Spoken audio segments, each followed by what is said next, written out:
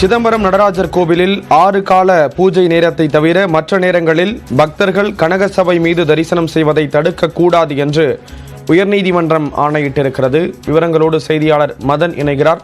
மதன், விவரங்களை பதிவு செய்யலாம். சிதம்பரம் நடராஜர் கோவிலில் ஆணி திருமஞ்சன விழாவின் போது கனகசபை மீது நின்று பக்தர்கள் தரிசனம் செய்ய அனுமதிக்க கோரிதான் சம்பந்தமூர்த்தி ராமநாதன் என்பவர்தான் இந்த ஒரு வழக்கை தொடர்ந்திருந்தார். இந்த வழக்கு இன்று பொறுப்பு தலைமை நீதிபதி அமர்வில் விசாரணைக்கு வந்தது. அப்போது பொது தீட்சிதர்கள் தரப்பிலிருந்து ஒரு பதில் மனு தாக்கல் செய்யப்பட்டது.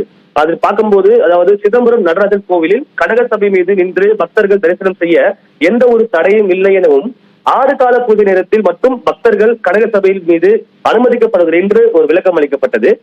இந்து அறநிலையத்துறை பார்க்கும்போது தரிசனம் செய்ய அனுமதித்த அரசாணை எதிர்த்து தாக்கல் செய்யப்பட்ட வழக்கில் எந்த தடை உத்தரவு பிறப்பிக்கப்படவில்லை என்று தெரிவிக்கப்பட்டது. ஆனால் விழா காலங்களில் பக்தர்களை கனகசபை மீது ஏறி தரிசனம் செய்ய அனுமதிப்பில்லை என்றும் குற்றம் சாட்டப்பட்டது. இந்த வழக்கின் தீர்ப்பை பொறுத்த வரைக்கும் இந்த மனுவை பதிவு செய்து கொண்டு, அதாவது டீசல் தரப்பு பதில் மனுவை நீதிபதி பதிவு செய்து கொண்டார்கள்.